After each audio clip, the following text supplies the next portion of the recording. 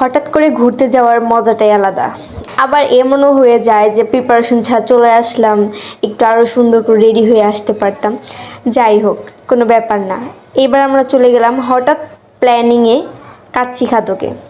তো ভিতরে যাওয়ার পর সবার ব্যবহার অনেক ভালো লাগছে, সেটার কথা আগে বললাম। প্লাস খাবার, এটা তো কোনো কথাই নেই। বিশেষ করে ভালো লাগছে সেটা হচ্ছে বোরহানি।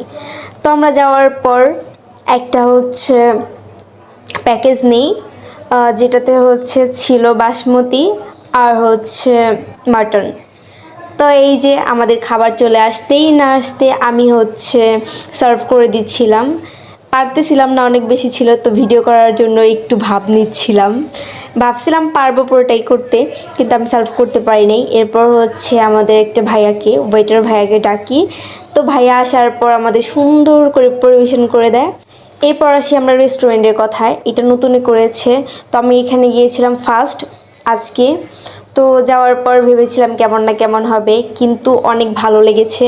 তো আপনারা যারা এখনও কাচ্চি খাদকে আসেন নাই, সবাই কাচ্চি ভাইয়েতেই দৌড়াইতেছেন, তারা অবশ্যই কাচ্চি খাদকে এসে টেস্ট করে যাবেন। আশা করি সবার অনেক ভালো লাগবে, আর তাদের ব্যবহারটা অনেক বেশি ভালো ছিল।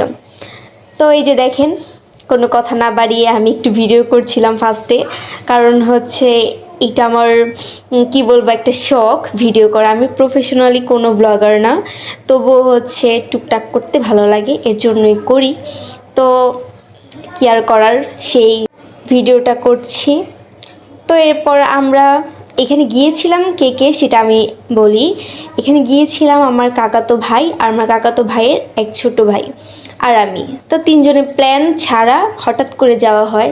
তো এখানকার খাবারটা অনেক বেস্ট ছিল, প্লাস হচ্ছে এখানে বুরহানিটা আমার অনেক বেশি ভালো লাগছে। এই যে দেখেন, আমি এপাশে খাওয়া শেষ করে ফেলছি, পরে একটু ভিডিও নিচ্ছিলাম। তো এটার লোকেশন হচ্ছে লালবাগ বিরিয়ানি ঘর, ওইটা আপনারা হয়তো সবাই চিনেন, পুরনো একটা বিরিয়ানি ঘর। ওইটার ঠিক অপর সাইডেই পেয়ে যাবেন। তো দেরি না করে সবাই তাড়াতাড়ি চলে আসেন। পুরো ব্লগটা দেখার জন্য সবাইকে অসংখ্য ধন্যবাদ, থ্যাংক ইউ সো মাচ। আর সবাই আমার আইডিটা অবশ্যই সাবস্ক্রাইব করে দিবেন। Thank you.